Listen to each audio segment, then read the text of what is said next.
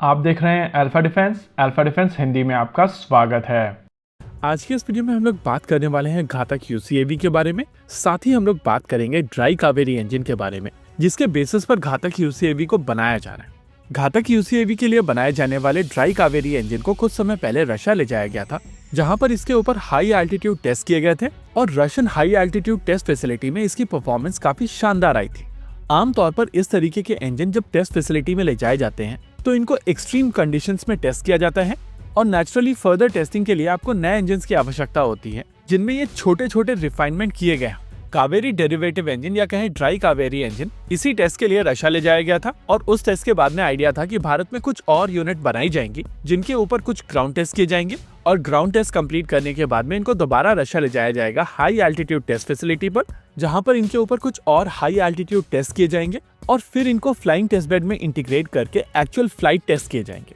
Russia में पिछली बार किए गए हाई एल्टीट्यूड टेस्ट को लगभग 1 साल हो चुके हैं और उसके तुरंत बाद भारत में नए इंजन बनाना शुरू कर दिया गया था, जिनको लेकर रशिया में टेस्टिंग के लिए स्लॉट भी मांगे गए थे। 3 महीने के अंदर भारत में नए इंजन बना लिए गए थे। इन इंजन के ऊपर ग्राउंड टेस्ट भी कर लिए गए थे और ये इंजन रशिया जाने के लिए तैयार बैठे हुए हैं। लेकिन अब पिछले 9 महीने से इन इंजन को रशिया में टेस्ट करने के लिए स्लॉट्स नहीं मिल रहे हैं, यानी कि सीधे सीधे यह प्रोजेक्ट 9 महीने डिले हो चुका है।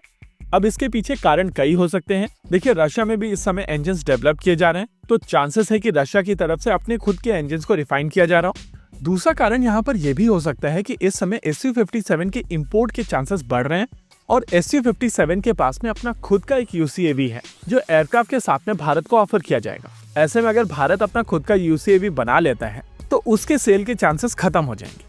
दोनों ही सिचुएशन में अगर आप चीजों को समझें कि अगर रशिया की तरफ से जेन्युइनली यहाँ पर डिले किया जा रहा है या डेलिबरेटली यहाँ पर डिले किया जा रहा है, तो ओवरऑल नुकसान भारत का हो रहा है और भारत का प्रोग्राम डिले हो रहा है। ये चीज अंडरलाइन करती है कि हाई एल्टीट्यूड टेस्ट फैसिलिटी किस वजह से इतनी ज्यादा इंपॉर्टेंट है और साथ ही साथ फ्लाइंग टेस्ट बेड भी कितना इंपॉर्टेंट इंफ्रास्ट्रक्चर है।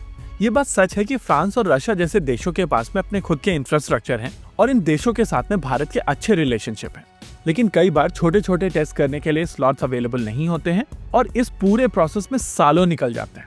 इनिशियली प्लान टाइमलाइन के हिसाब से अभी तक इन इंजन को रशिया में हाई एल्टीट्यूड टेस्ट फैसिलिटी में टेस्ट होकर फ्लाइंग टेस्ट बेड के साथ में इंटीग्रेट हो जाना था और वहां पर टेस्टिंग कंप्लीट करने के बाद में इनके बेसिस पर नए इंजन बनाए जाने थे, जिनको एक्चुअल घातक यूसीएवी के प्रोटोटाइप के ऊपर लगाया जाना था। घातक यूसीएवी भारत के लिए एक बहुत इंपॉर्टेंट प्रोजेक्ट होगा और इसी प्रोजेक्ट के बेसिस पर आने वाले समय में अगर भारत चाहे तो एक स्टेल्थ बॉम्बर बना सकता है, 6th जनरेशन एयरक्राफ्ट बना सकता है या फिर इन्हीं यूसीएवीज को यूज करके करंट जनरेशन एयरक्राफ्ट की क्षमताओं को सिग्निफिकेंटली बढ़ाया जा सकता है।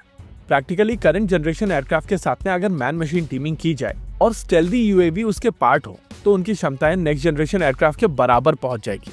वैसे घातक यूसीएवी को लेकर प्लान है कि फाइनेंशियल ईयर 2025 के एंड तक इसकी पहली उड़ान हो जाएगी और अगर आने वाले 2-3 महीनों के अंदर रशिया की तरफ से अपनी हाई एल्टीट्यूड टेस्ट फैसिलिटी का एक्सेस भारत को दे दिया जाता है तो नेचुरली ये इंजन टेस्ट होकर तैयार हो जाएंगे और पहले प्रोटोटाइप के रोल आउट में उतना समय नहीं लगेगा, स्पेशली तब जब इस एयरक्राफ्ट के ऊपर जाने वाले सभी कंट्रोल लॉस ऑलरेडी स्विफ्ट के ऊपर टेस्ट किए जा रहे हैं और स्विफ्ट को लेकर हम सभी को पता है कि ये एयरक्राफ्ट अपनी पहली उड़ान भर चुका है। इसके ऊपर डिजाइन रिफाइनमेंट्स भी चल रहे हैं और इनफैक्ट इंडियन एयरफोर्स इसकी परफॉर्मेंस से इतना ज्यादा खुश है कि वो लोग स्विफ्ट को अपने बेड़े में शामिल करने की बात कर रहे हैं।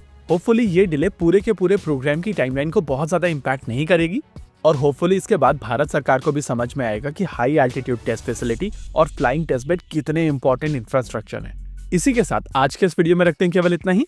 वीडियो को अंत तक देखने के लिए धन्यवाद। देखते रहिए अल्फा डिफेंस। जय हिंद।